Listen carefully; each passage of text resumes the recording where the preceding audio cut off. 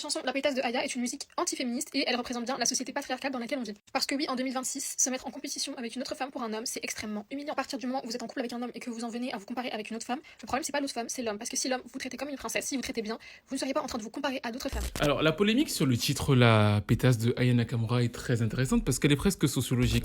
La pétasse se compare à moi, elle m'envoie des pics. J'ai vu que vous étiez tous en train de danser dessus et depuis quelques heures, certaines tiktokeuses ont émis des critiques dessus et donc du coup, beaucoup d'entre vous, qui sont des moutons, suivez ça en mode maintenant on doit plus écouter la pétasse. Alors c'est intéressant parce que même dans le R&B américain, il y a eu ce problème là de plus en plus fréquent, c'est-à-dire que les chansons où les femmes se disputaient un homme, les chansons où les femmes critiquaient d'autres femmes par rapport à d'autres hommes sont de moins en moins fréquentes ou quand elles arrivent sont hyper critiquées. Ce qui est super intéressant d'ailleurs, c'est que le plus gros tube féminin de l'histoire de la musique américaine, bah oui, c'est The Boy It's Mine.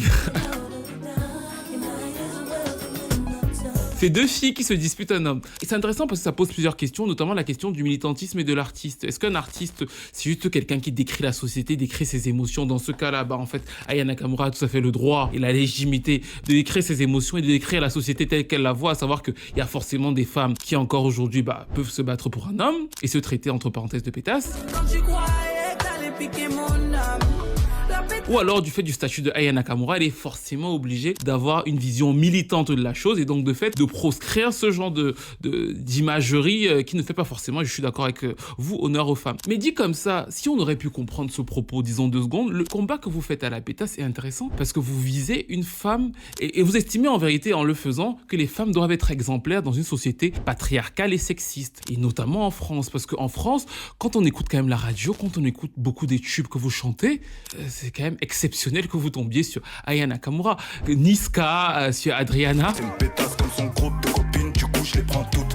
Elle a que le cash dans Caris, chouin. la gola, c'est peut-être une fille bien, mais on préfère les chouin.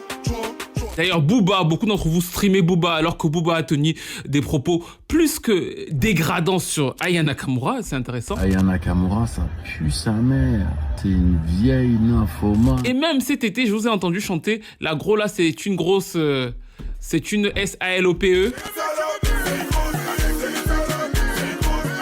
Et c'est intéressant parce que vous n'avez pas reproché à tous ces rappeurs d'avoir ces propos-là vis-à-vis des femmes, ces propos misogynes et d'autres, pas du tout.